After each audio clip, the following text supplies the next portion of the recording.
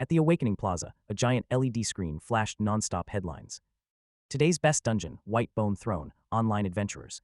Newbie Lord survival rate, Warlord 72% versus Dungeon Lord 3%. Trending search, a rookie had awakened an SSS rank unit, the 12-winged angel, and was already being hailed as a future king of angels. At the same time, a flood of memories hit Chen Yu.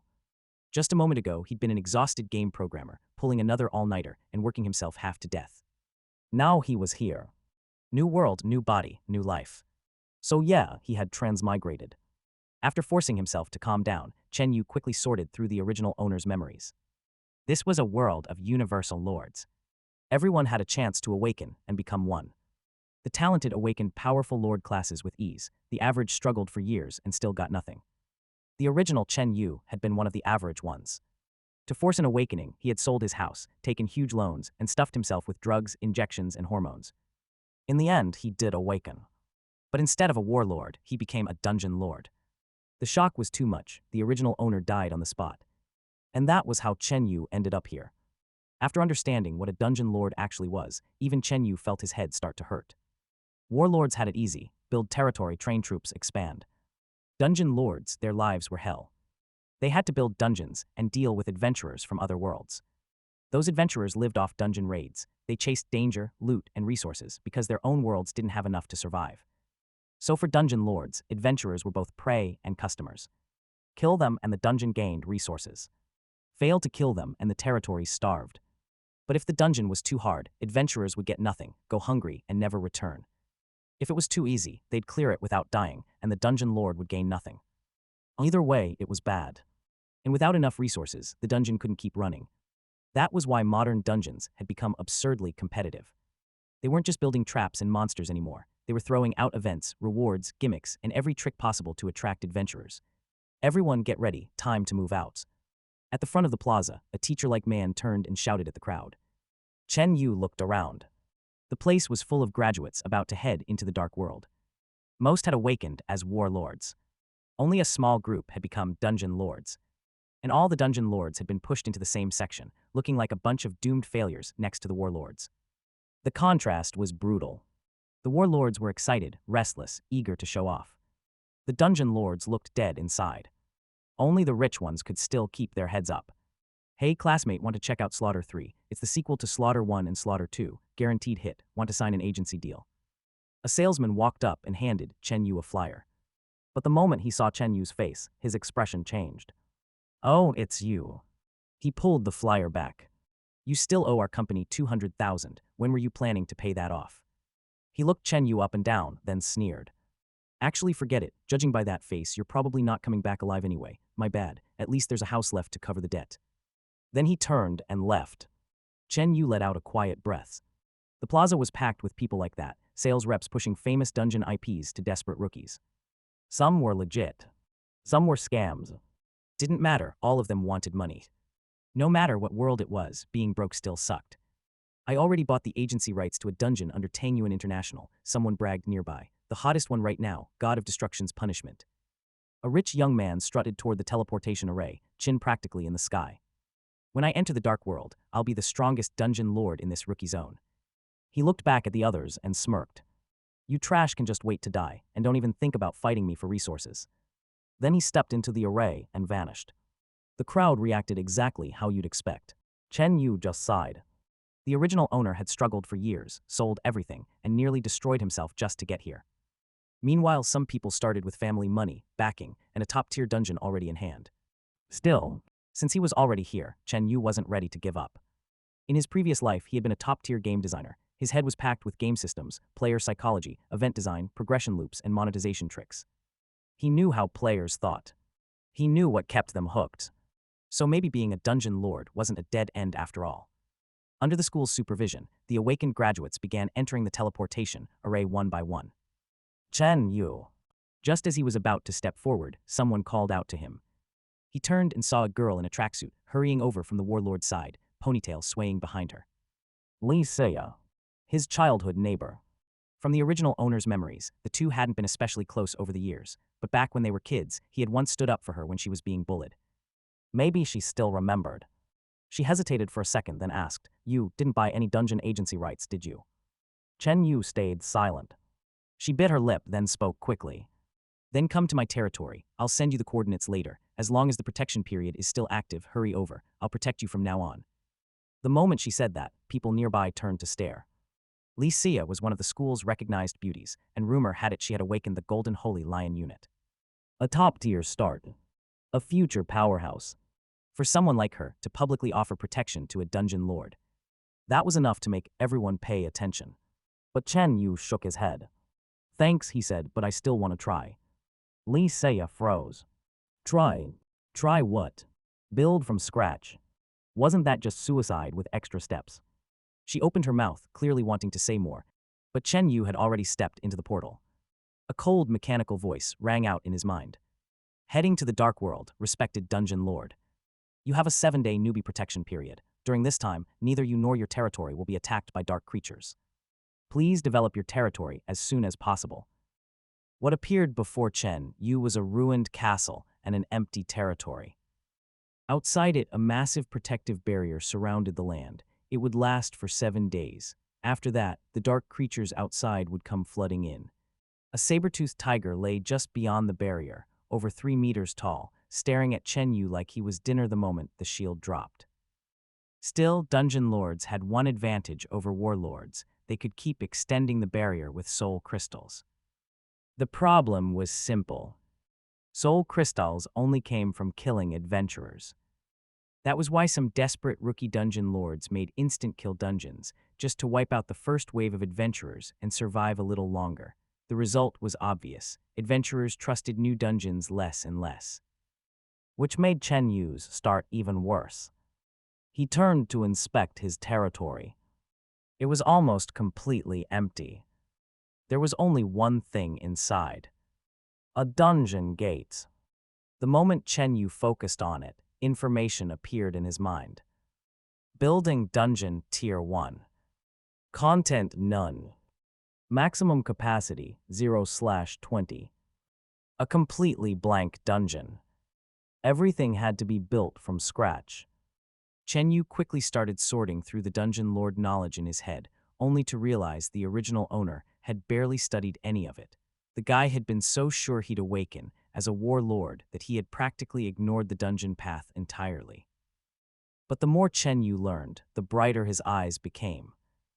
Dungeon construction in this world was insanely primitive. Lords had to build everything through imagination. Most people could only recreate things they had already seen, and anything truly original cost huge amounts of effort. Because of that, dungeon lords guarded their ideas like treasure and never shared them. And the moment Chen Yu realized that, he nearly laughed. Because he had something this world didn't.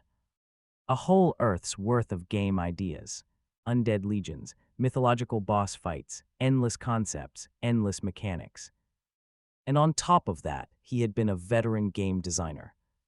If these people were all building dungeons with closed-door thinking, then once he got serious, his content would crush them. That solved one problem. The second was harder. How was he supposed to balance the adventurers? No matter how good the dungeon was, adventurers still came here to survive. If they couldn't get enough benefits, they wouldn't care how fun it was. Chen Yu kept digging through the rules, trying to find the answer. Then he froze. A second later, he almost burst out laughing. He had misunderstood the system completely. Adventurers didn't earn resources by clearing the dungeon. They earned resources based on the dopamine they produced while playing it. In other words, even if death was guaranteed, as long as the dungeon was exciting enough, fun enough, thrilling enough, they could still get rewards. Chen Yu instantly understood why veteran dungeon lords kept lowering their difficulty later on. It wasn't because clearing the dungeon mattered most. It was because winning was the easiest way to give players satisfaction. But that wasn't the only way. And compared to the methods in this world, their thinking was way too shallow. A smile slowly spread across Chen Yu's face. He already had an idea. There wasn't enough time left for Chen Yu to build anything massive. If he wanted to finish before the beginner protection period ended, the dungeon had to be simple, small, and addictive enough to keep adventurers hooked. So after thinking it through, Chen Yu made his choice. A card game. No monsters, no maze, no death traps. Just one room, one table, and a game addictive enough to make people burn through all their daily attempts here. Happy landlords. Once he decided, Chen Yu got to work immediately. He poured his consciousness into the dungeon core and started building from scratch, a golden card room, flashy and high class, styled like a casino from a gambling movie. Then came the card table, then the chips. That was it. Even so, by the time he finished, an entire day had already passed. When Chen Yu finally came back to his senses, the sun was already setting. Too late to open the dungeon. Most adventurers had probably used up their attempts for the day, so Chen Yu decided to wait until morning. With nothing else to do, he exchanged some free beginner food, sat in front of the protective barrier, and ate while staring at the saber-toothed tiger still camping outside. The tiger glared back, drooling in rage. Chen Yu ate even more happily. After that, he checked the Lord chat room. It was full of rookies complaining about bad starts, weak units, and terrible luck, nothing useful. Then he noticed two unread mails. The first claimed to be from some sealed demon god asking for money. Chen Yu skipped it without hesitation. The second was from Lei Xia. She had tracked down his communication number and sent him a long message saying her territory wasn't far away. If he couldn't hold on, he could go to her and she would protect him. Chen Yu delighted it at first. Then, after a few seconds of thought, he restored it from the trash. Confidence was one thing. Having a backup plan was another. That night, Chen Yu returned to the castle, lay down on the cold stone bed, and fell asleep. The next morning, he stood in front of the dungeon entrance. Do you want to start the dungeon? Start. The dungeon gate lit up. A moment later, 3 adventurers appeared inside the room. 2 men, 1 woman. Only 3. The minimum number possible. Chen Yu narrowed his eyes, but quickly relaxed. This was exactly why he had chosen Happy Landlord instead of something like Mahjong. Then he stepped into the dungeon himself. Welcome to my dungeon. The 3 adventurers turned toward him. The girl, Bai Feifei, looked around curiously. You're the dungeon lord. That's right. Before Chen Yu could explain further, one of the male adventurers, Li Ruopu, let out a long sigh. Please don't tell me this is another cheap escape room. New dungeon lords really only know one trick. The other man, Wu Yue, nodded. Seriously, at least add some horror elements or something. Bai Feifei rolled her eyes. Stop whining. New lords barely have time to build anything. The 3 of them were already discussing other dungeons before the game had even started, clearly treating this place as a throwaway run before heading somewhere better. Chen Yu didn't mind. He simply smiled and activated the tutorial. Before we begin, let me explain the rules. He paused, then added calmly. No monsters, no death scenes, no horror. That got their attention. Then Chen Yu took out a few happy coins and handed them over. These are your starting chips, free of charge. As long as you still have coins, you can keep playing. The moment you lose them all. He smiled. The game ends. The 3 adventurers stared at Chen Yu in disbelief. No death scenes, no horror. Bai Feifei looked genuinely confused. Then how are you supposed to make a living? Chen Yu just smiled and let them focus on the rules.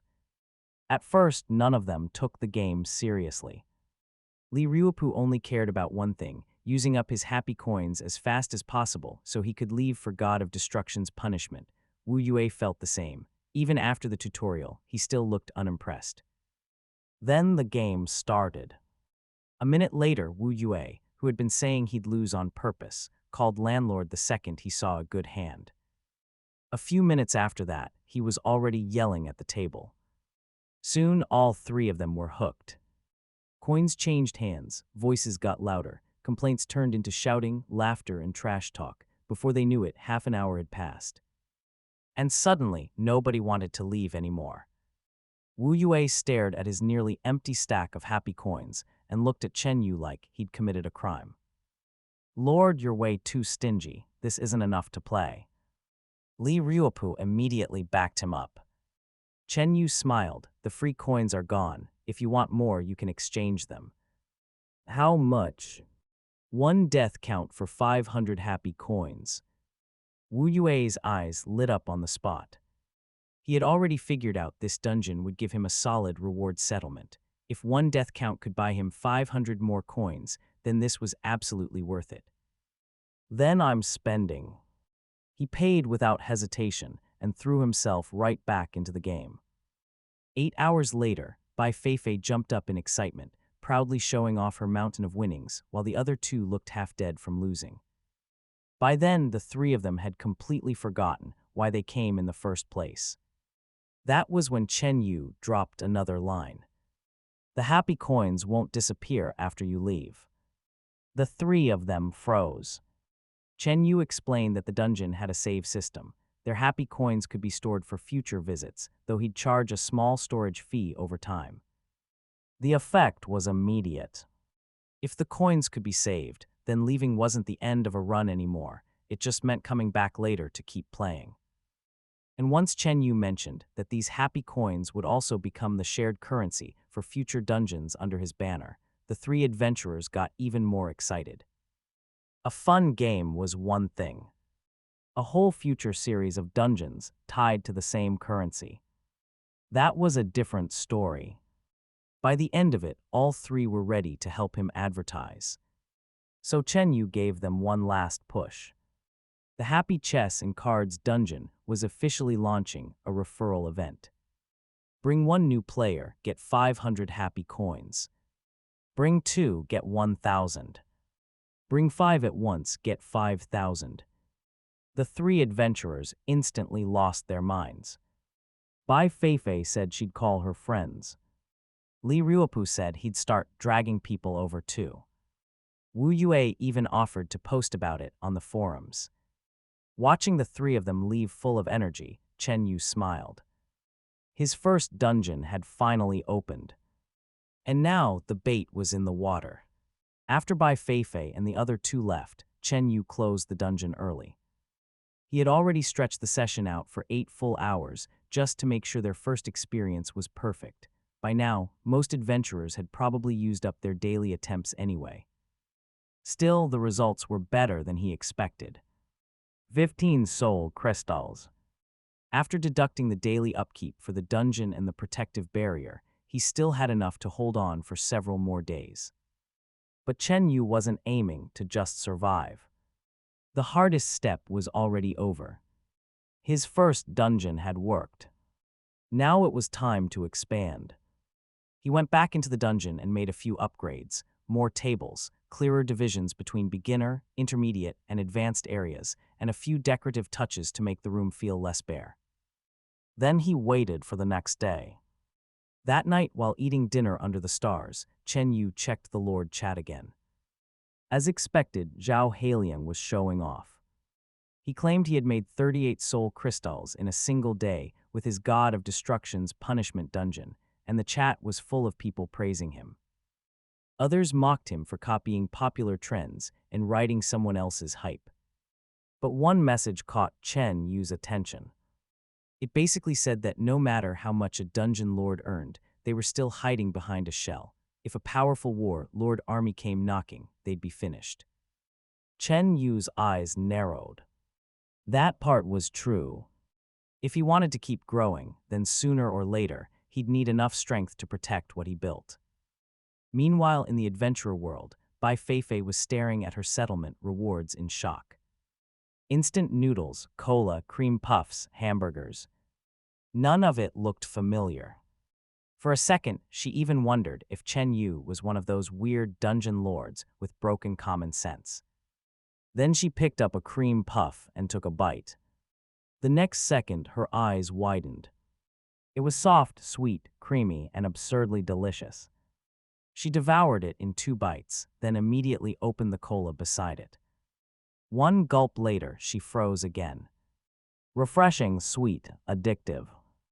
Bai Feifei looked down at the pile of food in front of her like she'd just discovered treasure. Forget the game. Even these rewards alone were enough to drag her back into that dungeon. She immediately ran to find her two best friends and started trying to sell them on Chen Yu's dungeon. At first, neither of them believed her. So Bai Feifei shoved chocolate straight into their mouths. A few seconds later, both girls changed sides instantly. Forget whether the dungeon was fun or not. They were going tomorrow. No question. Wu Yue's side wasn't much different. He had also received a pile of snacks and instant noodles, and after following the instructions to prepare one, the smell alone nearly knocked him over. He stared at the steaming bowl, swallowed hard, then made a decision. This had to go on the forums. He quickly snapped a photo with his system terminal and uploaded it. The response was immediate. What is that? Why does it look so good? Which dungeon dropped this? Wu Yue looked at the flood of replies and grinned. Without even realizing it, Chen Yu's dungeon had already started spreading. Wu Yue's forum post didn't explode overnight. He wasn't some famous guide maker or big-name adventurer, so the photo of instant noodles only pulled a few replies from people he already knew. But that didn't matter. What mattered was that Wu Yue had already spotted the opportunity. If Happy Chess and cards really blew up, then the first strategy guide for it would blow up with it. So he immediately wrote one. From card types to combos, rules, and personal tips, he dumped everything he knew into a massive guide and posted it on the forum. Then he attached his referral link at the bottom. If people entered the dungeon through that link, the referral reward would count toward him. Li Ruopu was doing the same thing in his own way. He didn't bother with guides. He just started dragging his old teammates over by force, swearing up and down that the dungeon was fun enough to burn an entire day's worth of attempts. By the time the next morning arrived, Chen Yu checked the dungeon gate and found 12 applications waiting. The original 3 had all returned, and they had brought people with them. Chen Yu approved every one of them. In the card room, the newcomers looked around with obvious doubt. To them, it was still just a flashy room with tables and weird decorations. Some even thought it looked like another cheap beginner dungeon. But Bai Feifei, Li Ruopu, and Wu Jue were already too busy waiting for one thing: their referral rewards. The moment Chen Yu stepped inside, the 3 of them rushed over. Lord, I brought 2 people. I brought 4. I brought 3. Chen Yu smiled and handed out the promised happy coins. Then he returned Bai Feifei's saved coins as well, bringing her total to a ridiculous amount on the spot. The others looked confused. Bai Feifei and the other 2 just smiled and said nothing. They'd understand soon enough. Chen Yu gave the new adventurers their starting coins and opened the tutorial mode again. This time, with Bai Feifei's group helping explain the rules, things moved much faster. Not long after, the room split into 4 tables, and the games officially began. And just a few minutes later, someone screamed. It came from Bai Feifei's table. One of her friends had clearly just realized what kind of dungeon this actually was. Wu Lanlin was on the verge of tears. How did I still lose with a rocket and 3 twos? Bai Feifei sat across from her with the smug expression of someone who had just robbed a child in broad daylight. With skill, she said proudly, you still need practice. Sitting on a fortune of 8,800 happy coins, Bai Feifei had become the terror of the card room. She called landlord without hesitation, doubled and tripled whenever she felt like it, and crushed people so hard her 2 best friends burned through their starting coins in no time. Naturally, they refused to leave. So they exchanged more attempts for more happy coins and jumped right back into the fight. By then, the entire Happy Chess and Cards dungeon had gone fully chaotic. People who ran out of attempts started dragging in new recruits just to claim referral rewards and keep playing. New adventurers arrived confused, got taught the rules, sat down for a few rounds, and then got hooked too. The card room stayed loud from morning to evening. Shouting, trash talk, complaints, laughter, people begging for rematches, people cursing after getting blown up by rockets. It was complete madness. And Chen Yu loved every second of it. By the time the dungeon closed that night, he had earned 76 soul crystals in a single day. Adding that to what he already had, Chen Yu now held 90 soul crystals. That was enough to start the next phase. He immediately opened the system and pulled up the Adventurer Squad function. If he wanted to expand his territory, scout the area, and prepare for the future, then he needed workers. The first requirement was building an Adventurer Tavern. Fortunately, a level 1 tavern didn't cost any soul crystals. Once it was built, Chen Yu gained access to 20 adventurer slots, temporary bodies that could be occupied by adventurers from another world and sent out to work for him. Of course, no one was going to do that for free. Exploration missions took up a full day, which meant the adventurers who joined wouldn't be able to spend that time farming dungeons for themselves. If Chen Yu wanted people to sign up, the reward had to be good enough. After thinking it through, he quickly posted a mission. Task: expand the map. Explore the forest north of the castle. Search the area, scout nearby threats, and recruit any other races willing to join the territory. Reward: 300 happy coins for all participants. Extra reward: 100 contribution points for the top 5 performers. Chen Yu even added a note explaining that contribution points would have future uses inside his territory. Then he looked at the mission board and smiled. The card room had already brought him his first wave of players. Now it was time to use them. Before turning in for the night, Chen Yu finally gave his territory a name. Great Xia Sleepless City. Then he checked the rest of the territory panel. At the moment he had 1 castle, 1 adventure tavern, and 1 dungeon, happy chess and cards. The beginner protection barrier still had less than 4 days left, and the dungeon itself could only hold 20 players at a time. That was the problem. A dungeon was basically a server. Once it filled up, nobody else could get in. If happy chess and cards kept growing at this speed, 1 room wouldn't be enough for long.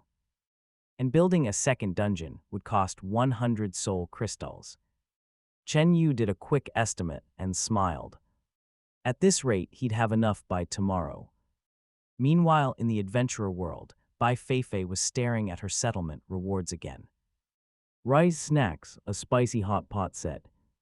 Her 2 best friends rushed over carrying their own piles of food, looking like they'd just robbed a festival stall. And for once, none of them were joking.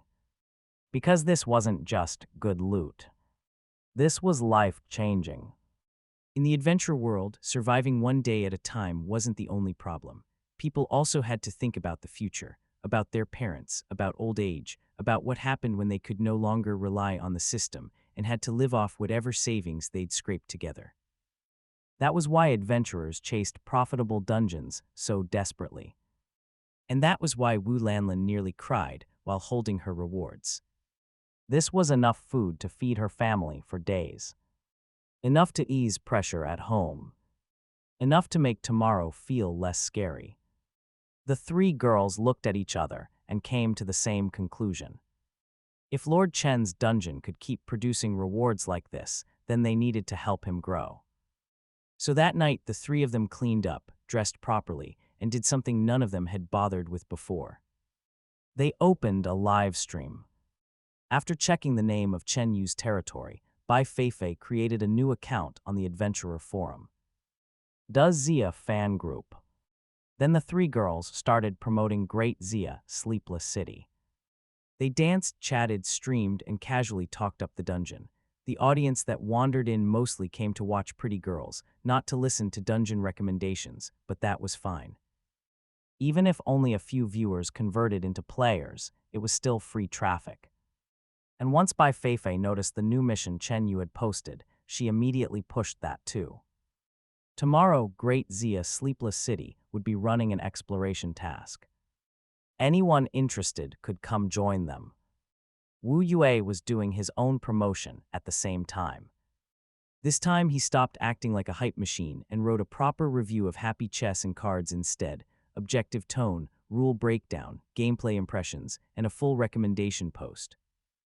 One of the adventurers who had gone with him today had decent credibility on the forum, so once that guy backed him up in the comments, the post started looking much more believable. Soon, replies started rolling in. Some people were curious. Some called it fake.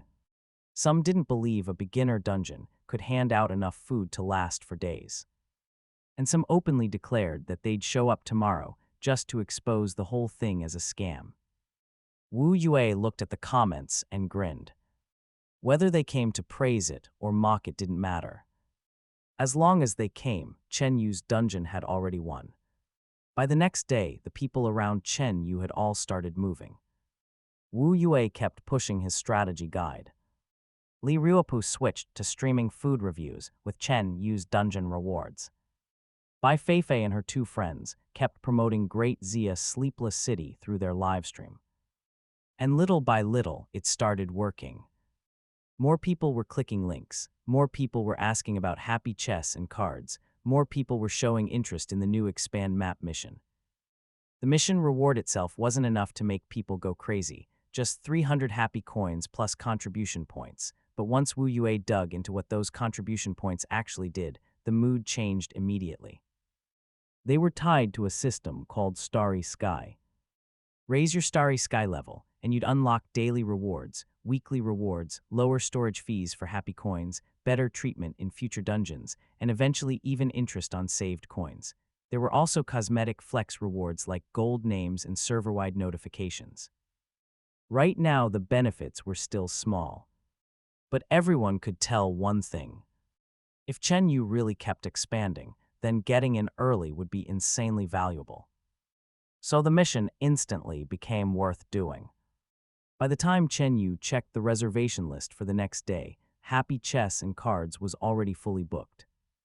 And because most of that traffic had come from Bai Feifei, Wu Yue, and Li Ruopu, Chen Yu quietly gave the three of them a VIP privilege. No matter how full the queue got, they could skip the line and enter directly. The three were thrilled. Then the next morning arrived. Chen Yu activated the Adventurer Tavern and summoned the 20 adventurers who had signed up for the mission. One by one, their adventure spirits lit up, and soon Bai Feifei, Wu Yue, Li Ruopu, and the others stepped into the dark world for the first time, standing in front of Chen Yu's ruined castle. Bai Feifei stared at it and blurted out the obvious. Lord Chen, your castle looks kind of terrible. Chen Yu didn't even deny it. No choice, I'm poor, so whether this place gets better depends on how well all of you perform today. That immediately got a laugh out of the group. Before sending them out, Chen Yu sweetened the deal one more time. Everyone who joined today's mission would have their daily attempts converted into happy coins at double rate. That one sentence alone made the adventurers light up. After all, to them, happy coins were no longer just game currency. They were food, rewards, future savings, and maybe even a long-term investment in Chen Yu's growing dungeon empire. And from Chen Yu's side, the result was even better. Before the dungeon had even opened for the day, he had already earned 100 soul crystals from the adventurers exchanging their attempts. More than yesterday. After a quick briefing, the 20-person adventure squad finally set off toward the northern forest. The dark world was dangerous, but this was still a newbie zone. The monsters here weren't especially strong, and with 20 adventurers moving together, a simple scouting mission shouldn't be too hard. Chen Yu watched them leave, eyes fixed on the forest ahead. If everything went smoothly, Great Xia Sleepless City would finally take its first real step toward expansion. After sending the adventurer squad into the northern forest, Chen Yu turned around and went straight back to work. The reservation count for Happy Chess and Cards had already gone past 20, but the problem was obvious. His dungeon could only hold 20 players at a time. That meant one thing. It was time to open a second server. Now, building a brand new dungeon from scratch would normally take forever, but Chen Yu wasn't creating something new this time. He was just copying Happy Chess and Cards. And since the template already existed, the duplication was basically instant. With 100 soul crystals in hand, Chen Yu built a second dungeon, copied the entire setup over, and renamed them. Happy chess and cards, line 1. Happy chess and cards, line 2. Then he linked the two together and expanded the room layout, effectively doubling the player capacity in one shot. After that, he immediately opened both lines and let the waiting adventurers flood in. While the dungeon on Chen Yu's side was packed with noise, tutorials, and new players learning the rules, the adventure squad in the forest had already run into their first fight. 7 forest giant wolves. The beasts were stronger than normal animals, but for Bai Feifei, Wu Yue, Li Ruopu, and the rest, people who spent their lives diving into combat dungeons, they weren't much of a threat. They grabbed whatever weapons they had and rushed the wolves head-on.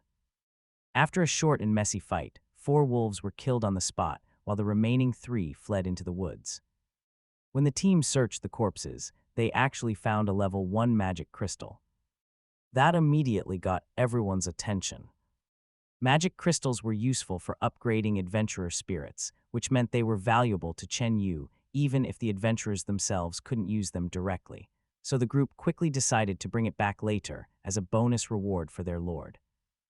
But before they could celebrate for long, arrows suddenly shot out from the bushes. One adventurer dropped on the spot. The whole group snapped into combat mode immediately and charged straight toward the ambush without hesitation. The attackers clearly hadn't expected that level of aggression. Several small green figures jumped out of the bushes and turned to run. Goblins! The moment Bai Feifei recognized them, her expression changed. Goblins were infamous for raiding and kidnapping weaker races, especially female non-human tribes. Nobody in the group had any intention of letting them go. So they chased. Several goblins were cut down almost immediately, but one of them managed to escape deeper into the forest. Rather than stop, the adventurers followed it on purpose. If it led them back to a goblin nest, that would be even better. But what they found wasn't a nest. It was a goblin troop. More than 30 goblins had gathered in one place, and at the center of them stood a much larger one, a goblin leader. And judging from the chaos ahead, the entire troop was in the middle of attacking a village. The adventure squad spotted a goblin camp attacking a nearby village. "There are a lot of them," one adventurer muttered. Wu Yue cracked his knuckles. "So what, we've cleared worse." Seeing the villagers already fighting on the front line, he grinned. "Perfect, we hit them from behind." Before anyone could stop him, Wu Yue charged. The rest of the squad rushed in after him. The ambush instantly threw the goblins into chaos. Compared to orcs, these goblins were weak, fragile, and mostly just common-grade mobs. Against 20 experienced adventurers, they stood no chance. The goblins were quickly wiped out, leaving only the goblin leader. It was stronger than the rest, but it still fell under the adventurers' shameless teamwork as they surrounded it and beat it down from every direction. With the goblin leader dead, the remaining goblins scattered and the village was saved. 2 armed villagers cautiously approached to thank them. They looked human, but their long, pointed ears gave them away. "Elves?" Wu Yue asked. Bai Feifei shook her head. "No, true elves wouldn't be bullied by goblins. These are probably half-elves." The villagers tried speaking, but nobody understood them. Bai Feifei then took out a recruitment order. The moment the half-elves saw the system item, they seemed to understand and quickly led the adventurers into the village. Soon, the village elder gathered everyone together and lined them up for selection. The meaning was obvious. The village was willing to hand over some of its people in exchange for survival. The only warriors were excluded, leaving behind only the old, the weak, children, and girls. Li Ruopu rubbed his chin. Lord Chen specifically said he wanted pretty girls. That narrowed the choice immediately. The squad picked 2 petite half-elf girls from the crowd. Both looked skinny and underfed, but their delicate features made it obvious they would be beautiful once properly cared for. Bai Feifei gently approached and showed them the recruitment order. The girls were frightened at first, but after the village elder persuaded them, they finally accepted. At that moment, a notification appeared before Chen Yu. "Congratulations, you have successfully recruited 2 villagers, half-elf times 2. Back at the castle, Chen Yu was delighted. Not only had the adventurers succeeded, they had brought back half-elves. Soon, the squad returned with the 2 girls, dropped them off, and immediately headed back into the forest to continue exploring. Chen Yu finally met the first residents of Great Xia Sleepless City. The 2 girls stood nervously in front of him. "What are your names?" Chen Yu asked. "My name is Lena," one girl said softly. "She is Effie." Chen Yu nodded, pretty, young, and perfect for happy chess and cards. In other words, excellent future NPC material. But the first thing he noticed was how thin they were. They had clearly been starving for a long time. Without hesitation, Chen Yu exchanged for 2 lavish meals. The system warned him it would cost extra soul crystals, but he still paid. A huge spread of food appeared before the girls. "Eat," Chen Yu said. "As long as you work hard here, you'll never go hungry again." The girls froze, then tears filled their eyes. They dropped to their knees and thanked him over and over. From that moment onward, Lena and Effie officially became the first residents of Great Zia Sleepless City. And for Chen Yu, they were also the beginning of his next expansion plan. If Happy Chess and Cards wanted to keep growing, then the dungeon needed real staff. And Lena and Effie would become the first bunny girls of his empire. While eating, Lena and Effie hesitantly asked if they could bring some food back to their families. Chen Yu agreed immediately. Not only that, he redeemed even more food and had Li Riopu's group deliver it back to the half-elf village for them. To Chen Yu, this was an investment. The half-elf tribe lived close to his castle, so if he could win them over with food now, it would be much easier to absorb them into Great Zia's Sleepless City later. Lena and Effie were deeply moved. In the dark world, food and soul crystals were precious resources, yet Chen Yu was willing to spend both on 2 girls with no combat ability. That made them misunderstand his intentions a little. Lena had heard of lords who collected beautiful girls from other races for personal pleasure, so she quietly expressed that they were willing to do anything as long as they could stay here. But Chen Yu didn't react that way at all. Instead, he calmly explained their actual job. They would work inside Happy Chess and Cards as reception staff for adventurers. To Lena and Effie, this sounded unbelievable. The work was simple, the castle was safe, and they would be fed every day. Compared to their old life in the half-elf village, this place felt like heaven. The 2 girls even worried they weren't doing enough and asked Chen Yu to give them more work. Chen Yu could only tell them that if they wanted, they could stay open later at night. Then he brought them into the dungeon. The moment they entered Happy Chess and Cards, the outfits Chen Yu had prepared automatically appeared on them. The 2 half-elf girls were instantly dressed in elegant black bunny girl uniforms, matching the golden casino atmosphere of the card room. And the moment they appeared, the entire hall exploded. The adventurers immediately turned to stare. Half-elf girls. They're actually bunny girls. They're way too pretty. Chen Yu watched the scene with satisfaction. With Lena and Effie joining as bunny girl attendants, Happy Chess and Cards had officially taken another step toward becoming a real entertainment dungeon. Inside Happy Chess and Cards, nearly 30 adventurers were already packed into the room, and Lena and Effie's bunny girl appearance instantly became the center of attention. To stop anyone from acting out, Chen Yu gave the 2 girls overwhelming in-dungeon authority. Any troublemaker could be killed, kicked out, and stripped of all happy coins on the spot. The 2 half-elf girls adapted fast. Lena quickly learned how to handle tutorials, coin exchanges, and overall dungeon management, while Effie picked up the service side just as smoothly. Seeing how reliable they were, Chen Yu finally felt like he could stop babysitting every single visitor himself. Lena even suggested opening a small food and drink corner inside the dungeon so adventurers could spend happy coins while they played. Chen Yu immediately liked the idea. He added a small restaurant and dessert bar, selling snacks, drinks, and fancy-looking treats at high prices to start draining happy coins back into the system. After that, Chen Yu officially assigned their roles. Lena became the dungeon manager, overseeing the operation of Happy Chess and Cards, while Effie managed the food counter and helped wherever needed. With the 2 of them in place, the dungeon was finally able to run on its own. As more adventurers kept arriving through referrals, the player count soon pushed against the 40-person limit. Chen Yu decided not to wait any longer and spent the soul crystals to create Happy Chess and Cards, Line 3. The 3rd server was instantly replicated and merged into the existing setup, expanding the entire play area once again. The adventurers immediately noticed the change and were shocked. In only a few days, Chen Yu had already expanded his dungeon multiple times, something almost unheard of for a rookie lord. But the bigger reason they were excited was simple: the place was alive. 40 people could now play in the same dungeon, chat, gamble, argue, laugh, and drag in more friends. That was the real strength of Happy Chess and Cards. Unlike the usual single-player or tiny team dungeons, Chen Yu's dungeon felt crowded, social, and unpredictable. The more people joined, the more fun it became and the more addictive it felt. By the end of the day, many adventurers were already planning to bring in even more friends tomorrow, all for the referral rewards and another chance to keep playing. After 4 days, Happy Chess and Cards had officially started making noise. For a rookie dungeon lord, surviving was already hard enough, but Chen Yu was already pulling in absurd numbers and expanding far faster than normal. He checked the regional chat and saw Zhao Hailiang still showing off his purchased Hittite dungeon, boasting about his income and acting like no rookie could compete with him. But after doing the math, Chen Yu realized Zhao Hailiang's so-called success wasn't even close. Today alone, Chen Yu earned 325 soul crystals. That was more than enough to crush Zhao Hailiang's results and proved one thing clearly. Happy Chess and Cards was a gold mine. The reason was simple: other dungeons relied on turnover. Adventurers went in, cleared once, and left. But Chen Yu's dungeon trapped people for the entire day. They burned all their attempts there, spent extra for happy coins, and kept dragging in new players through referrals. Every adventurer who got hooked was basically worth multiple normal visitors.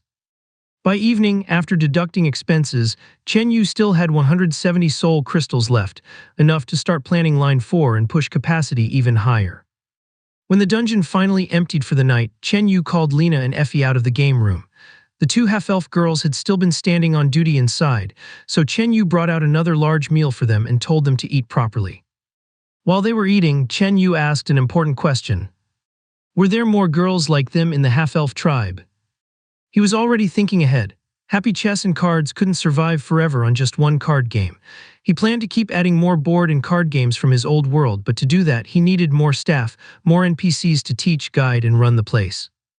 Lena swallowed her food and explained that their own village was actually very small. Years of goblin harassment had worn it down, and most of their people had already migrated to a larger half-elf village over 10 kilometers away. The moment Chen Yu heard that, his interest rose. A bigger village meant more population. And more population meant more future staff for Great Zia Sleepless City. Lena told Chen Yu there was a larger half-elf village nearby, but the whole area was under a goblin kingdom. Goblins were weak individually, but their numbers were huge, which was why nearby intelligent races kept getting oppressed. Chen Yu immediately marked the goblin kingdom as his next target. Soon after, the adventure squad returned with a strong harvest, including a large bag of magic crystals. They had also located the goblin tribe, but stopped because it was already night. Since the mission results were better than expected, Chen Yu raised the rewards and checked the contribution rankings. Bai Feifei ranked first, followed by Wu Yue and Li Ruopu. He then posted the next quest for tomorrow: conquer the goblin tribe in a short 4-hour mission.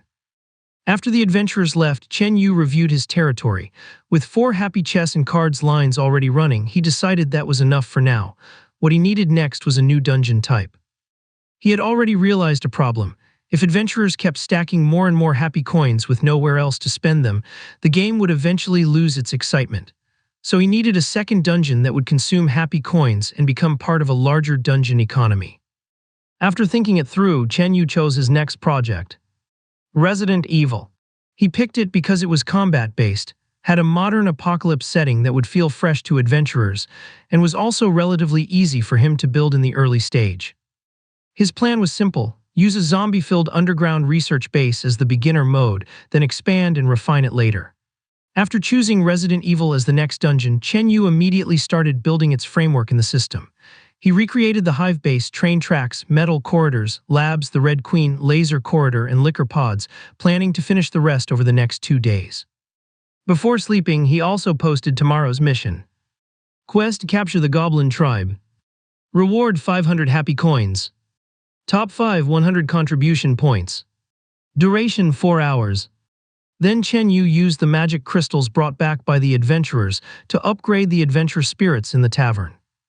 All adventure spirits were upgraded from level 1 to level 2. One spirit was further boosted with the excellent grade magic crystal from the goblin leader. The result was a huge jump in combat power, making tomorrow's goblin mission much easier. After that, Chen Yu finally went to sleep. He noticed Lena and Effie had already cleaned his room, which made the ruined castle feel a little more livable. The next morning, Lena and Effie opened Happy Chess and Cards early. And the reservations had exploded to 108 people. All 80 available slots across the 4 lines were instantly filled. The remaining adventurers could only wait outside, but nobody wanted to leave. Once someone entered Happy Chess and Cards, they basically stayed for the entire day. Outside the dungeon, the people who failed to get in were already getting restless. Happy Chess and Cards had officially become overcrowded. Happy Chess and Cards completely exploded in popularity. The moment Chen Yu woke up, the dungeon was already packed. With 4 lines running at full capacity, the place had turned into a giant social gaming hall.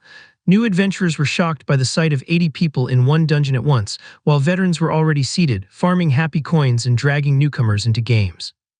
The atmosphere was chaotic in the best way possible. Some people came because of recommendations. Some came because other dungeons were boring. Some came just to watch the excitement. But once they stepped inside, most of them stayed. The result was obvious: soul crystals started pouring in non-stop. By the time Chen Yu checked his balance, he had already earned enough to immediately expand again. Without hesitation, he opened Happy Chess and Cards Line 5, pushing total capacity even higher. The adventurers waiting outside instantly rushed in. Inside, Lena and Effie were overwhelmed but still keeping everything running smoothly. One handled coin exchanges and player management, while the other ran the bar and sold drinks, desserts, and expensive celebration packages to players who had just one big. The 2 half-elf girls were already becoming the true face of the dungeon. Chen Yu watched the scene and was extremely satisfied. The dungeon was finally operating on its own. But today's real focus wasn't the card hall. It was the Goblin Tribe conquest mission. Because the adventure spirits had been upgraded yesterday, Chen Yu had to spend 40 soul crystals to summon the 20-man squad again. This time, however, the summoned adventurers were much stronger. Their spirits had reached level 2, and Wu Yue's 4-star adventure spirit even unlocked a combat skill, letting him fire off shockwave attacks. The squad's morale instantly shot up. Bai Feifei quickly pulled everyone back on task, reminding them they only had 4 hours to finish the mission before being forcibly returned. Wu Yue stopped fooling around, Li Ruopu got serious, and the whole team immediately set off toward the Goblin Tribe. This time, the squad looked stronger than before. Several familiar faces were present, but there were also new recruits among the 20. Some had joined just to get access to Happy Chess and Cards, while others were simply curious after hearing how good Chen Yu's dungeon was. And among the newcomers, one person stood out immediately. At the very back of the group walked a young girl whose movements were calm, sharp, and clearly trained. Even Bai Feifei couldn't help glancing at her a few extra times. This mission might not be as simple as before. The adventure squad pushed deeper into the forest when a furious wrath bear suddenly attacked. Wu Yue rushed forward, but someone was even faster. A quiet girl stepped in and killed the bear with one clean slash, shocking everyone. Li Ruopu proudly introduced her. Li Ruoshu, his older sister and an elite member of the Black Rose Raiders group, one of Tidal Town's strongest strategy teams. The squad instantly trusted her leadership. Soon they reached the Goblin Tribe. The village was heavily defended with walls, watchtowers, and around 40-50 goblins, including 2 elite leaders. A direct assault would be too risky. After thinking for a moment, Li Ruoshu came up with a plan. The wrath bear they had just killed was the key. Since the goblins had attacked it earlier, they would drag its corpse to the tribe and use it as bait, luring the goblins outside instead of attacking the walls. The trap was set, the real battle was about to begin. Li Ruoshu's plan began with Wu Yue wearing the wrath bear skin to lure the goblins out. The trap worked. The goblins opened the gates and the adventurers ambushed them. Wu Yue stunned the enemies while Li Ruoshu led the charge. After a short battle, both goblin leaders were defeated and the tribe fell. Searching the camp, Bai Feifei found only empty slave pens. The real prisoners had already been moved further north, hinting at a much larger goblin force. The adventurers claimed the Guardian Stone, officially giving Chen Yu ownership of the territory. Without hesitation, Chen Yu activated it and renamed the settlement Resident Evil Base City. The new territory was poor, just 2 fertile farmlands and a broken warehouse, but it was the perfect location for his future Resident Evil dungeon. To populate it, Chen Yu immediately built a portal and sent Effie with the adventurers to recruit the entire nearby half-elf village into the new territory. His dungeon empire had officially begun expanding. After capturing the Goblin Tribe, Chen Yu rewarded the adventurers.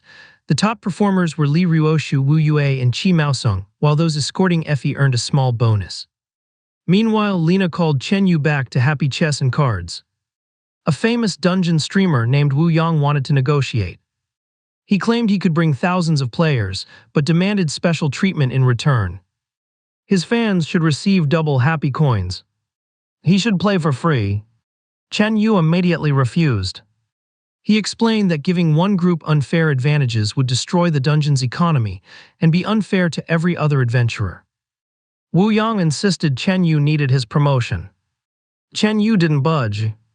He warned Wu Yang to either play normally or leave, and if he caused trouble, he'd be permanently banned.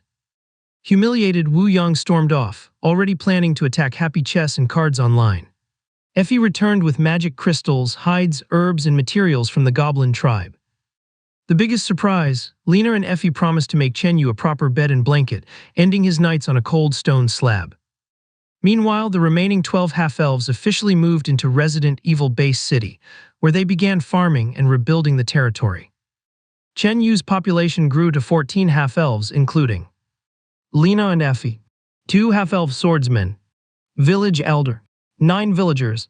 After learning about a nearby rabbiteer village, Chen Yu upgraded the 2 half-elf swordsmen with magic crystals before sending them to investigate. Back at Happy Chess and Cards, demand exploded again. Even with 100-player capacity, people were still waiting outside. Chen Yu immediately spent another 100 soul crystals to open line 6. Now with 600,000 plus happy coins circulating, he knew it was time to launch his next dungeon. He returned to building Resident Evil, finishing the map and preparing its first enemies. Zombies with the liquor as the beginner boss. Happy Chess and Cards ended another successful day. After logging out, Li Ruopu checked his dungeon rewards, receiving strange foods like Luosiphon, Sprite, bread, and a self-heating hot pot. His sister Li Ruoshu arrived carrying a bucket of fried chicken. Curious but cautious, she forced Li Ruopu to taste it first to make sure it wasn't poisonous. After seeing him enjoy it, she finally tried it herself. The crispy fried chicken and burger instantly won her over. She quickly finished the entire meal while pretending to stay calm. Li Ruopu laughed, knowing Chen Yu's food had already captured her interest. Although she admitted the food was amazing, Li Ruoshu said a card game dungeon alone wasn't enough to keep her attention. As a combat specialist, she wanted to see a real battle dungeon. Li Ruopu believed Chen Yu's upcoming Resident Evil dungeon would eventually convince her to become his contract adventurer. Meanwhile, the angry streamer Wu Yang returned home and wrote a long post attacking Happy Chess and Cards. He called it a bubble dungeon, claiming happy coins had no real value and would eventually become worthless.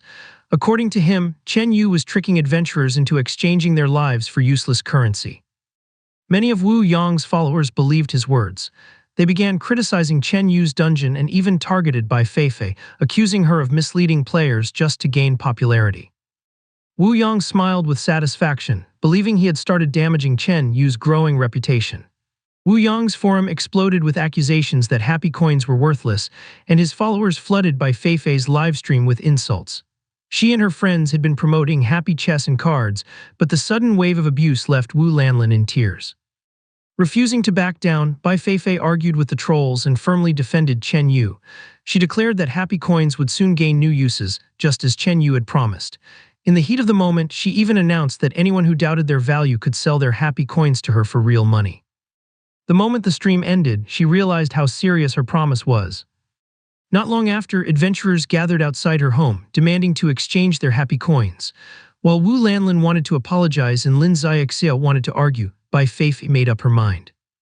She believed Chen Yu's plan would succeed, so she decided to buy every happy coin offered at a 10 happy coins to 1 cash ratio, even if it meant spending all her savings. Inspired by her determination, Wu Lanlin and Lin Xiaoxiao also contributed their own savings. As transactions poured in, Lena noticed from the dungeon's logs that huge amounts of happy coins were all being transferred to Bai Feifei.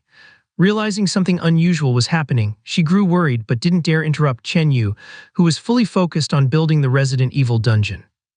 Behind the scenes, Wu Yang secretly spread the news even further. His plan was simple: let Bai Feifei buy up all the happy coins, then expose the situation and ruin both her and Chen Yu's reputation. Within a short time, Bai Feifei had collected nearly 200,000 happy coins, around 30% of the total supply. But Wu Yang overlooked one crucial detail. The veteran adventurers who truly held the largest stockpile of happy coins never sold a single one. Instead, Wu Yue publicly announced that anyone wanting to sell their happy coins at the same rate could come to him because he was willing to buy even more. After the happy coin controversy settled, almost all remaining happy coins ended up in the hands of Chen Yu's supporters. Seeing the transaction logs, Chen Yu quickly understood what had happened. Rather than worrying, he turned the situation into an opportunity. He canceled the happy coin referral rewards and replaced them with a free entry to Resident Evil for every successful referral. He also enabled dungeon live streaming, allowing adventurers to broadcast their gameplay. His biggest decision, however, was making Resident Evil a nearly free dungeon. Instead of consuming an entry attempt, players only needed to spend 200 happy coins to enter. As long as they had enough happy coins, they could keep playing and earning rewards. Every feature inside the dungeon would also consume happy coins, creating the perfect sink for the growing currency. To other dungeon lords, both free entry and live streaming were considered terrible business decisions because they shortened a dungeon's lifespan. But Chen Yu didn't care. He wanted popularity first, believing he could always create even better dungeons later.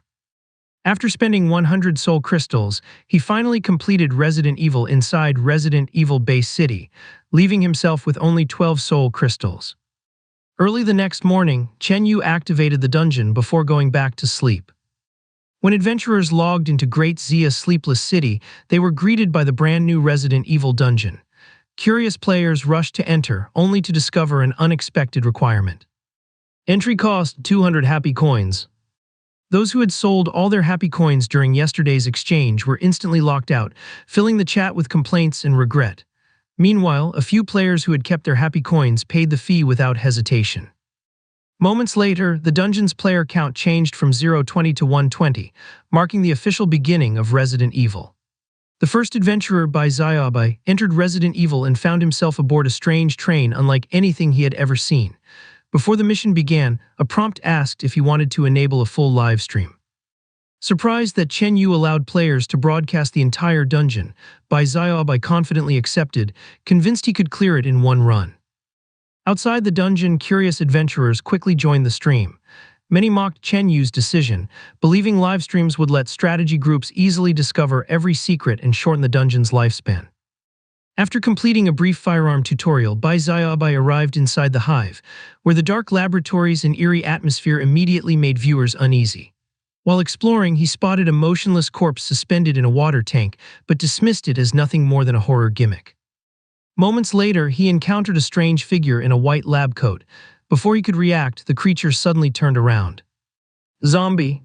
The monster charged at him, forcing Bai Xiaobai to fire several panicked shots. Although the bullets knocked it down, the zombie slowly crawled back to its feet, shocking both him and the viewers.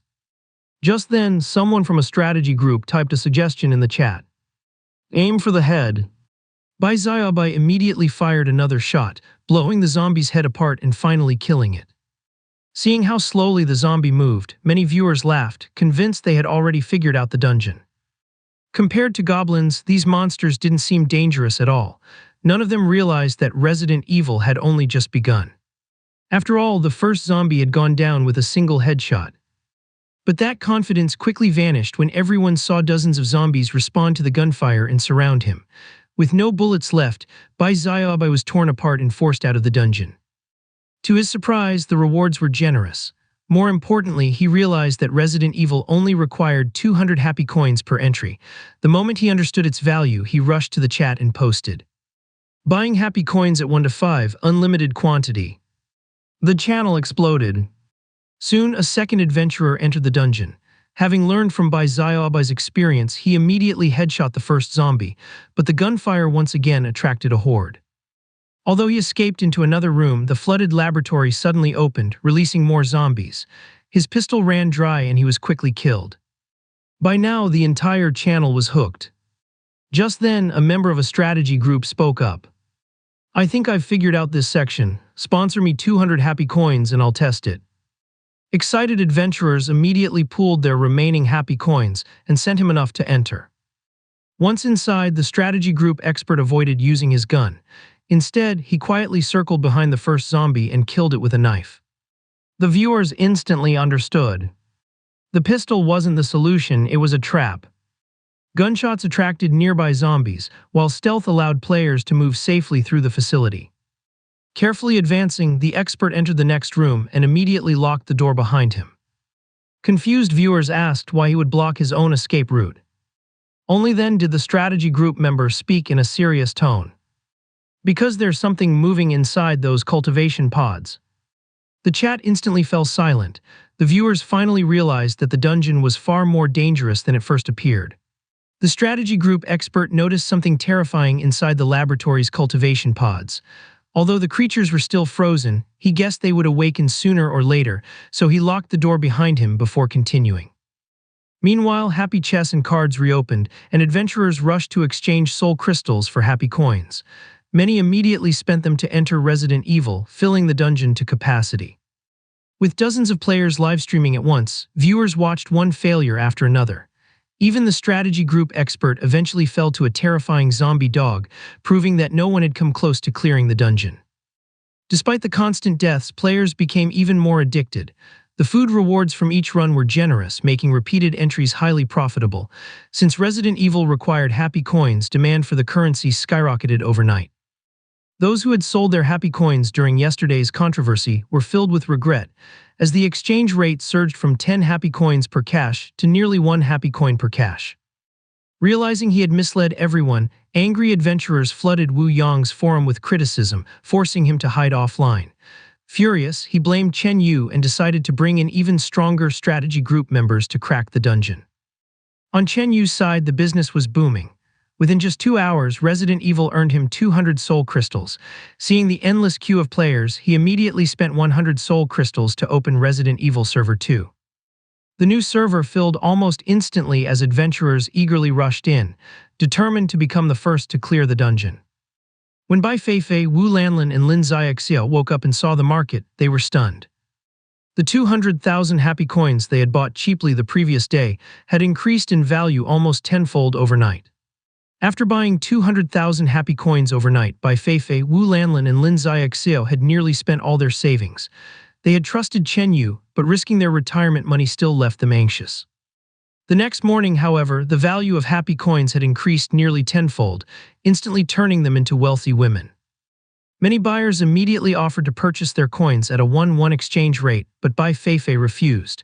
She believed that as Chen Yu released more dungeons, happy coins would become even more valuable. She explained that as long as Chen Yu carefully controlled the supply while continuing to expand the happy coin ecosystem, the currency's value would keep rising. The three decided to hold onto their coins and continue supporting Chen Yu instead of cashing out. Bai Feifei then revealed she had reached Starry Sky Rank 1, allowing her to claim an exclusive Resident Evil reward pack unavailable to ordinary players. Using her VIP privileges, she skipped the long queue and entered the dungeon immediately. Her livestream attracted a huge audience, many noticing the unique Starry Sky Rank 1 title above her head. After completing the tutorial, Bai Feifei drew the exclusive reward from her gift pack, a golden desert eagle with higher damage and a larger magazine. With a single shot, she effortlessly blew apart the first zombie's head. Watching countless players struggle all morning, the audience was stunned. Everyone instantly became jealous of the exclusive weapon, realizing that earning Starry Sky Rank offered rewards far beyond simple titles. Although Bai Feifei started with an exclusive Golden Desert Eagle, she was still inexperienced. One gunshot attracted over 20 zombies. Using her powerful weapon and extra magazines, she cut down zombie after zombie, something no other player had managed. The viewers were stunned to discover that her reward pack even included spare magazines, proving that contribution rank rewards offered real advantages. Even so, when more zombies burst from a laboratory, Bai Feifei was overwhelmed and died before leaving the first area. The audience laughed, realizing that powerful equipment alone wasn't enough to clear Resident Evil. Moments later, everyone was shocked again. Bai Feifei skipped the queue and instantly re-entered the dungeon through her VIP priority access, leaving the waiting players speechless. Chen Yu had only granted this privilege to Bai Feifei, Wu Yue, and Li Ruopu as rewards for their early contributions, so no matter how much others complained, they couldn't do anything except keep waiting. The players then remembered something even more unbelievable. Since Bai Feifei owned 200,000 happy coins, she could keep entering Resident Evil almost endlessly, farming rewards while everyone else struggled just to get one chance. The envy throughout Tidal Town grew even stronger. Meanwhile, Li Ruoshu also came to experience the dungeon, only to discover there were 86 people ahead of her in the queue. Before she could react, her brother Li Ruopu used his own VIP privilege to jump straight to the front, leaving her even more speechless. Despite the wait, Li Ruoshu became even more determined to become a contract adventurer, knowing it would grant her unrestricted access to Chen Yu's dungeons. As she watched the livestreams while waiting, she suddenly spotted a familiar face. It was Wu Chengsu, the vice leader of the renowned Changsu strategy group. Knowing his reputation for solving difficult dungeons, Li Ruoshu narrowed her eyes. Had he already figured out Resident Evil's secret? Wu Chengsu, vice leader of the Changsu strategy group, quickly reached the zombie dog area. Having studied previous livestreams, he predicted every enemy's position and defeated the zombie dogs with calm precision, earning the admiration of countless viewers. Seeing this, Wu Yang immediately mocked everyone, claiming that once the strategy groups finished analyzing the dungeon, Resident Evil would be easily conquered, and happy coins would become worthless again. As more players copied Wu Chengsu's route, strategies for the early sections rapidly spread. Soon, adventurers consistently reached a mysterious laser corridor. Confidently stepping inside, Wu Chengsu was instantly sliced in half by a moving laser. Game over. The entire channel was stunned. As players experimented further, they discovered the laser corridor wasn't required to clear the main story. It was only necessary for an optional objective to disable the Red Queen, while the main mission simply required escaping the facility. Many praised Chen Yu's design, deciding to skip the dangerous side objective and focus on clearing the game first. But just as they obtained the facility blueprints, the sealed door behind them was smashed open. A horrifying creature burst into the room. It had exposed muscles, razor-sharp claws, no visible eyes, and an impossibly long tongue. Liquor! Far faster and deadlier than any zombie, it slaughtered the adventurers within seconds, proving that the real nightmare had only begun. Meanwhile, Li Ruoshu finally entered Resident Evil. She mastered the firearm tutorial almost instantly and reached the laser corridor faster than anyone before her. Instead of rushing ahead like the others, she suddenly stopped. She began carefully searching the nearby rooms. While other players rushed to escape, Li Ruoshu stopped to search nearby rooms. To everyone's surprise, she discovered a blueprint for the laser corridor, revealing the timing and pattern of every laser. Just then, over a dozen lickers charged toward her. Instead of retreating, Li Ruoshu lured them all into the laser corridor. Relying on the blueprint and her incredible reflexes, she dodged each laser with perfect timing while the beams sliced through the pursuing lickers one after another. As the final laser grid approached, Li Ruoshu narrowly slipped into the only safe spot, watching the last licker be cut into pieces just inches away from her. The audience erupted in excitement. Only then did many viewers realize her identity. She was Li Ruoshu, the ace of the Black Rose Raiders, renowned as one of Tidal Town's strongest adventurers. After surviving the laser corridor, she entered the control room and finally met the Red Queen, a holographic AI in the form of a young girl. The viewers were amazed by Chen Yu's creativity. From zombies and lickers to advanced technology, and the Red Queen Resident Evil felt unlike any dungeon they had ever seen. Many even predicted that zombie-themed dungeons would soon become the next big trend, with countless dungeon lords trying to imitate Chen Yu's ideas. After reaching the Red Queen, Li Ruoshu ignored the AI's warning that shutting it down would release the zombie virus. Smiling, she removed the core and cut the power to the entire hive. In return, she completed the hidden side quest and received a rare reward, the tactical backpack, a permanent piece of equipment containing useful supplies such as a flashlight and extra storage. The audience immediately realized why Chen Yu had hidden such a valuable item behind the deadly laser corridor. Even players who cleared the game normally would eventually return to challenge the side quest. Li Ruoshu's flawless performance quickly became legendary, while Wu Chengsu was left embarrassed after being completely overshadowed. Furious that Wu Yang had convinced him the dungeon was easy, he blocked Wu Yang outright. With the liquors gone and the tactical backpack lighting her way, Li Ruoshu escaped the hive and became the first player to perfectly clear Resident Evil's novice mode. She claimed the top spot on the Hall of Honor, earning the exclusive Crimson King title and skin, 1,000 happy coins every week, and a special server-wide entrance announcement. The generous settlement rewards amazed even Li Ruoshu. The food she earned from a single run exceeded dozens of ordinary dungeon clears, while the thrilling experience left her completely captivated. Rather than feeling satisfied, she immediately began thinking about how to clear the dungeon even faster. As news of her perfect clear spread, Resident Evil's popularity exploded again. Players began clearing the novice mode one after another, but none dared challenge the laser corridor and liquor side quest. For now, Lee Ruoshu stood alone at the top of the Hall of Honor. After Lee Ruoshu's perfect clear went viral, Resident Evil became the hottest dungeon in Tidal Town. Both servers were constantly full, with over 500 players waiting in line.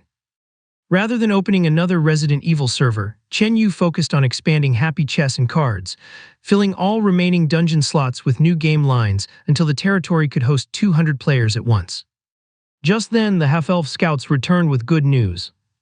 The nearby Rabbiteer village, freed from the goblins, voluntarily surrendered and offered Chen Yu its guardian stone. He immediately spent 100 soul crystals to activate it, officially bringing the village under his protection. The village contained 35 Rabbiteer people. Chen Yu left the laborers behind to continue farming, while recruiting 15 Rabbiteer girls to work as bunny girls in Happy Chess and Cards.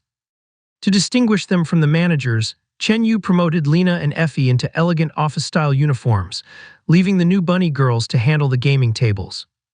With enough staff available, Chen Yu upgraded the casino by introducing new games, including Texas Hold'em, Mahjong, and several other card games, while keeping Happy Landlord as the core attraction. After completing the update, Chen Yu still had 363 soul crystals remaining. Instead of building more Resident Evil servers, he decided to save them for upgrading his territory, believing expanding the casino's capacity would generate even greater long-term profits. That evening, Chen Yu noticed something unexpected. Not only was Resident Evil packed as usual, but Happy Chess and Cards was also overflowing with players. Now that Happy Coins could be exchanged for real money, adventurers no longer treated the casino as just a game. In their eyes, it had become a place where they could strike it rich overnight. With Happy Coins now directly linked to real-world currency, Chen Yu's long-term plan was finally taking shape. Resident Evil attracted players, while Happy Chess and Cards became the true economic engine of his growing empire. After an exhausting day, Lena, Effie, and the newly recruited Rabbiteer bunny girls were completely worn out from serving the endless stream of adventurers. Noticing that the crowds had finally thinned, Chen Yu announced a 10-minute maintenance for Happy Chess and Cards. The dungeon would temporarily close for gameplay updates, while Line 10 would remain open solely for Happy Coin exchanges. The announcement immediately sparked complaints from adventurers. Many had waited hours just to enter and were reluctant to leave, but once the countdown ended, the dungeon shut down as scheduled. After everyone left, Lena, Effie, and the bunny girls gathered before Chen Yu. He thanked them for their hard work before beginning the overnight update. Chen Yu expanded the casino, introducing Texas Hold'em, Mahjong, and several smaller card games while redesigning the layout to accommodate hundreds of players. He also created a dedicated exchange area so adventurers could quickly trade for Happy Coins without waiting in the main casino. Since the bunny girls would now serve as dealers, Chen Yu personally spent the night teaching them the rules of every game. Despite their inexperience, they learned quickly, and after hours of training, he finally sent everyone back to the castle to rest. With the casino update complete, Chen Yu immediately turned his attention to Resident Evil, continuing work on its normal mode while integrating the newly acquired Rabbiteer village into Resident Evil Bay City as its second district. Before resuming construction, Chen Yu checked his territory panel. His castle now housed 2 half-elves and 15 Rabbiteer bunny girls, while all 10 dungeon slots had been filled with Happy Chess and Cards. Meanwhile, Resident Evil Bay City contained 2 Resident Evil servers, 20 Rabbiteer villagers, 10 half-elves, 2 half-elf swordsmen, farmland, warehouses, and portals, with 2 dungeon slots still available for future expansion. The novice protection period had less than 23 hours remaining, and with both his entertainment empire and territory expanding rapidly, Chen Yu's foundation was stronger than ever. Chen Yu checked his territory expenses and realized his daily maintenance had already reached 64 soul crystals. The growing cost reminded him that a dungeon lord's greatest challenge wasn't expansion, it was keeping enough soul crystals flowing. Countless dungeon lords had gone bankrupt after failing to support their territories and subjects. Meanwhile, the Resident Evil craze continued sweeping through Tidal Town. Lee Ruoshu repeatedly challenged the dungeon, eventually reducing her perfect clear time to under 20 minutes, firmly establishing Black Rose as the town's most respected strategy group. Rival strategy groups soon announced they would attempt the record as well. At the same time, Wu Yang mysteriously disappeared from the public eye after an accident, effectively ending his dungeon streaming career. In contrast, Bai Feifei's popularity exploded. Her live streams attracted countless new viewers, while many girls applied to join the Great Zia fan group, though its strict recruitment standards kept membership limited. Wu Yue also gained fame after publishing Resident Evil strategy guides using Li Ruoshu's gameplay, while Li Ruopu quietly built a small but loyal audience through his food review live streams. The following morning, both Resident Evil servers filled within minutes. More than 500 adventurers were stuck in the queue, filling the chat with complaints and demands for Chen Yu to open additional servers or release new territory expansion quests. Instead of expanding Resident Evil immediately, Chen Yu's overnight update transformed Happy Chess and Cards. Adventurers discovered brand new games, including Texas Hold'em and Mahjong, with bunny girl dealers patiently teaching newcomers through beginner tutorials. At first, many assumed Texas Hold'em was purely luck-based, but after learning about bluffing, betting, and psychological mind games, they quickly became hooked. Now that Happy Coins carried real monetary value, every wager felt meaningful. Winning made players desperate to continue. Losing only made them want revenge. The casino became even more addictive than before, with many adventurers refusing to leave even after losing all their Happy Coins, forcing Lena to personally remove them so others waiting outside could finally enter. As Happy Chess and Cards grew more crowded than ever, Chen Yu's entertainment empire entered a new stage of explosive growth. Although many adventurers were furious after being forcibly logged out of Happy Chess and Cards, their anger quickly disappeared when the system rewarded them with large amounts of food. Because Happy Coins had become valuable, every victory and defeat now carried real weight, making the casino even more addictive. Many players found themselves unable to stop thinking about it after leaving. By noon, Chen Yu's booming business had already earned him 1,000 soul crystals. Seeing nearly 1,000 adventurers waiting to enter Resident Evil, Chen Yu spent 200 soul crystals to build 2 additional dungeon servers in the Rabbiteer village. The new servers immediately eased the overwhelming queues. Next, Chen Yu invested 500 soul crystals to upgrade Great Zia Sleepless City to Tier 2. The once dilapidated castle transformed into a proper fortress, unlocking higher building levels. However, the upgrade also increased the territory's reputation, attracting the attention of stronger races in the Dark World. With less than a day remaining before the novice protection barrier disappeared, Chen Yu knew peaceful development was about to end. Checking the Lord chat, he found warlords already discussing plans to invade nearby villages, seize resources, and attack weaker lords once the shield expired. Many even mocked dungeon lords, believing they would never survive without wealthy backers. Ignoring the ridicule, Chen Yu focused on his own strategy. His ultimate target remained the Goblin Kingdom, whose vast territory could support around 20 dungeons if conquered. To prepare for the coming battles, Chen Yu upgraded the Adventurer's Tavern for 200 soul crystals, increasing its summoning capacity to 40 adventure spirits, then used his remaining magic crystals to raise all newly summoned spirits to level 2. Finally, he issued a large-scale exploration quest for the adventurers. The mission required 40 participants to explore every unexplored area around the castle, with happy coins, contribution points, and bonus rewards for discovering magic crystals or conquering new territory. With the novice protection ending the next day, Chen Yu began making his final preparations for the first real war in the Dark World. As soon as Chen Yu released the new exploration quest, adventurers rushed to sign up.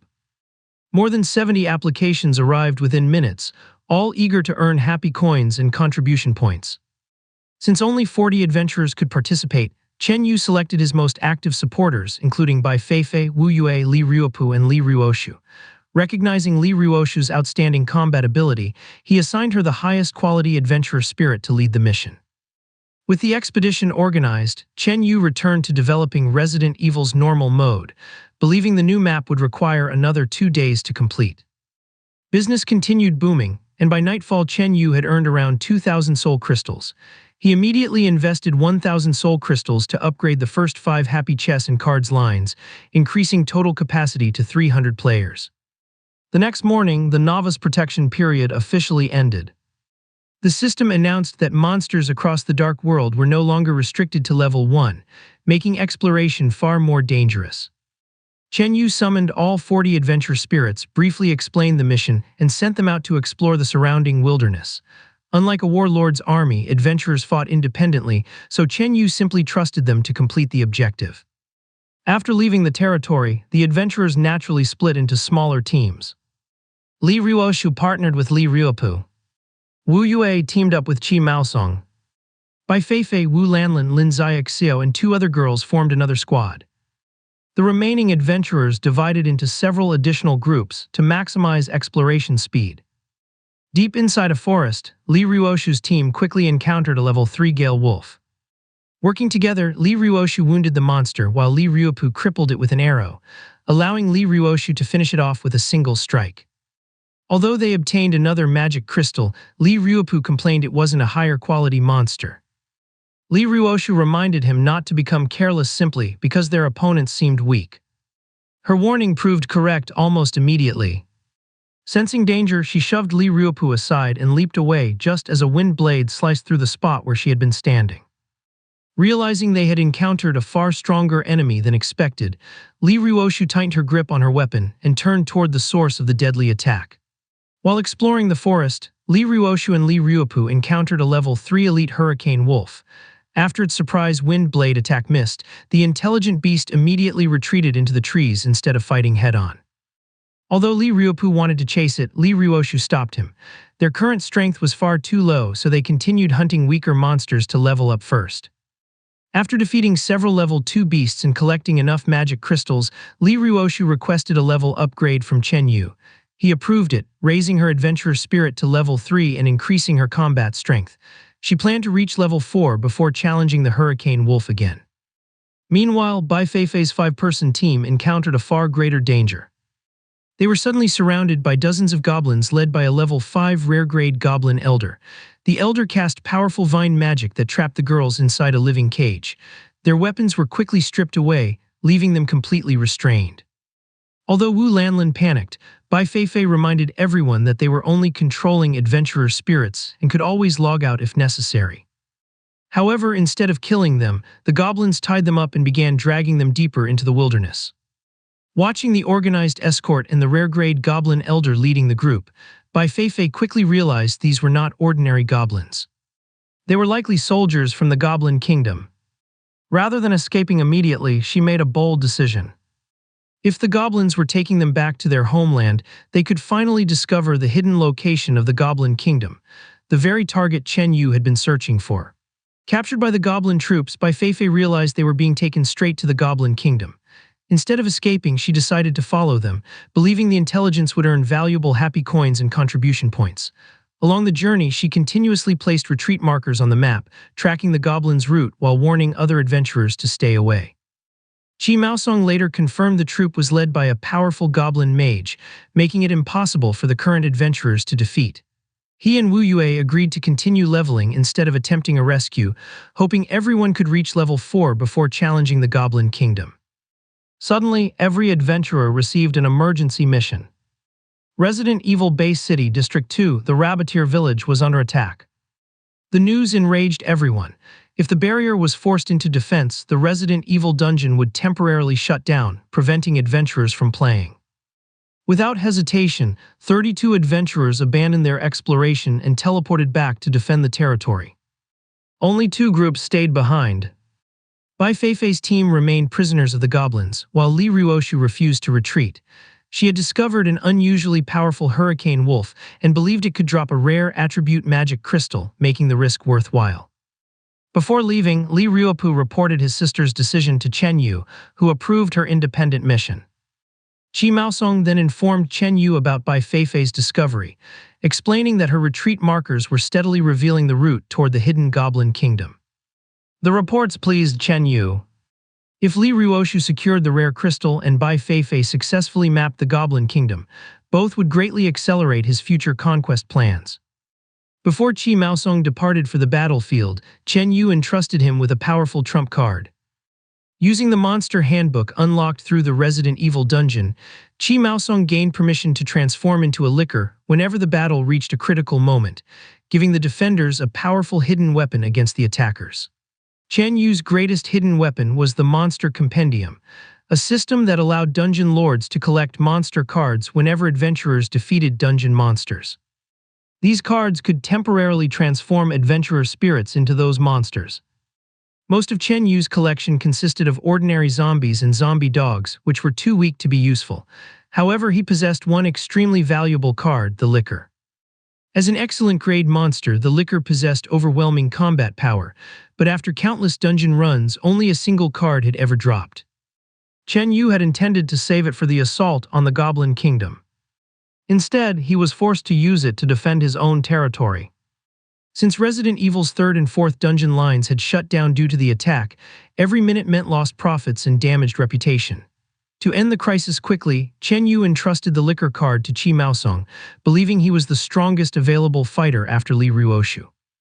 Although reluctant to transform into such a terrifying monster, Chi Maosong accepted the responsibility and departed for the battlefield. Meanwhile, Chen Yu approved another upgrade request from Li Ruoshu, raising her adventure spirit to level 4. With her increased strength, she finally felt confident enough to challenge the elite Hurricane Wolf. Outside the dungeon, adventurers were confused after suddenly being disconnected from Resident Evil's new lines. News quickly spread that one of Chen Yu's territories was under attack. Veteran adventurers immediately understood the situation. Warlords rarely tried to destroy protected dungeon lords outright. Instead, they harassed their territories, forcing dungeon services to shut down until the dungeon lord agreed to pay soul crystals or surrender land. The attacker Sun Haoran had reached the same conclusion. After learning that the Rabbiteer village belonged to a dungeon lord protected by a barrier, he saw an easy opportunity. Rather than conquering the territory, he planned to surround it, disrupt Chen Yu's business, and pressure him into paying regular tribute. Confident in his rare-grade Dragon Egg warriors, Sun Haoran ordered a complete siege of the Rabbiteer village. His goal was simple: keep the pressure on until Chen Yu surrendered on his own. Inside the Rabbiteer village, the frightened Rabbiteer residents hid in their homes, while over 20 level 3 Dragon Egg warriors surrounded the protective barrier, continuously striking it with massive blades. Although the barrier kept them safe, the villagers anxiously waited for Chen Yu's reinforcements. Moments later, the teleportation array activated and over 30 adventurers, led by Wu Yue, arrived to defend the territory. After observing the enemy, the adventurers realized the Dragon Egg warriors possessed high attack, defense, and health, but suffered from poor agility due to their heavy armor and oversized bodies. They quickly devised a simple strategy: lure the enemies from the front, while others attack their exposed weak points from behind. Wu Yue charged first, drawing 2 Dragon Egg warriors into combat. As they focused on him, a spearman slipped behind them and landed a perfectly placed thrust, instantly killing 1 Dragon Egg warrior. The unexpected method shocked both allies and enemies alike, sending the surrounding adventurers scrambling away from the victorious spearman despite celebrating the one-hit kill. Enraged by the loss of one of their own, the Dragon Egg warriors regrouped into a powerful charging formation and rushed the defenders. Rather than meeting them head-on, the adventurers calmly retreated behind the protective barrier. The charging Dragon Egg warriors slammed into the shield one after another, unable to break through its absolute defense, leaving their devastating assault completely ineffective while the defenders prepared for their next move. The Dragon Egg warriors kept attacking the barrier, but the adventurers quickly realized they could stab through it with melee weapons. Unfortunately, the Dragon Egg warriors' dragon scales were too tough, and only Wu Yue's massive hammer could deal meaningful damage. Knowing their weak point was from behind, Wu Yue repeatedly baited them to turn around so others could strike. After suffering several losses, the Dragon Egg warrior commander adapted. Instead of retreating carelessly, the troops formed a tight defensive square, protecting every vulnerable spot. The adventurers immediately understood the enemy's strategy. The warlord only wanted to stall them. As long as the adventurers remained here, the siege paused. Once they left, the Dragon Egg warriors would resume attacking, disrupting Resident Evil's operation until Chen Yu was forced to negotiate. Chi Maosong calmly studied the battlefield and noticed a trail of fresh footprints leading away from the village. The enemy's castle should be that way. Rather than wasting time against the defensive formation, he proposed a better plan: attack the warlord's base instead. If their castle came under threat, the Dragon Egg warriors would be forced to withdraw. While Wu Yue and the others deliberately kept the enemy occupied by pretending to search for a breakthrough, Chi Maosong quietly slipped away and followed the tracks. After about 10 minutes, he discovered a hidden Tier 1 castle deep inside the forest. After scouting its defenses, he hurried back with good news. Their castle is only Tier 1. Those dragon egg warriors are probably almost their entire army. The adventurers immediately became excited. Instead of fighting the heavily armored troops head-on, they would strike directly at the enemy's home. One concern remained: if everyone left together, the four-legged dragon egg warriors would easily catch them. Ji Maosong smiled. Who said we'd be running on two legs? He reminded everyone of Chen Yu's monster compendium. Resident Evil has zombie dogs. Ji Maosong realized that zombie dog transformation cards were perfect for this mission. Although zombie dogs were weaker than lickers, their agility far surpassed the slow dragon egg warriors. He requested permission from Chen Yu to use the monster compendium. Since countless adventurers had farmed Resident Evil, Chen Yu had already collected dozens of zombie dog cards. Instead of limiting access, he simply unlocked the entire collection and let the adventurers use them freely. Confident they could handle the situation themselves, Chen Yu returned to developing Resident Evil's normal mode. A massive open-world city filled with zombies, mutated bosses, hidden weapons, armored vehicles, helicopters, and powerful monster cards waiting to be discovered. Meanwhile, Ji Maosong gathered the adventurers and led them out of the Rabbiteer village. The Dragon Egg Warriors immediately prepared for battle, expecting another direct assault. Instead, the adventurers completely ignored them and sprinted toward the enemy's territory. Realizing their destination, the Dragon Egg Commander panicked. Stop them, return to the castle. At Ji Maosong's command, over 30 adventurers activated the monster compendium. Dark mist enveloped their bodies as bones cracked and reshaped. Moments later, every adventurer had transformed into a terrifying zombie dog, their skinless bodies and split jaws horrifying even the Dragon Egg Warriors. The monsters quickly recovered from the shock and began chasing them. But zombie dogs specialized in speed. Within moments, the transformed adventurers disappeared into the forest, leaving the Dragon Egg Warriors far behind. The commander immediately realized the disaster. The zombie dogs weren't fleeing randomly, they knew the exact route to Dragon Castle. Leading every available Dragon Egg Warrior, he desperately rushed back to protect his lord. Meanwhile, inside Dragon Castle, Sun Heoran remained completely unaware of the danger. Confident that his siege was going perfectly, he leisurely chatted in the Lord channel, proudly preparing to boast about discovering a dungeon lord who would soon become his personal source of soul crystals. Sun Heoran proudly revealed in the Lord channel that he had discovered a dungeon lord occupying a nearby territory. Believing the opponent depended on dungeon profits, he confidently planned to wear them down until they surrendered and paid soul crystals. Just as everyone congratulated him on finding a cash cow, Sun Heoran suddenly noticed dozens of blood-covered zombie dogs charging out of the forest. He immediately ordered the castle gates closed. However, several zombie dogs leapt onto the drawbridge before it could be raised. They slaughtered the guards and seized control of the gate, trapping the Dragon Egg Warriors outside while the rest of the pack poured into the castle. As the remaining defenders fought back, they quickly discovered the true horror of the zombie dogs. Anyone bitten by them became infected.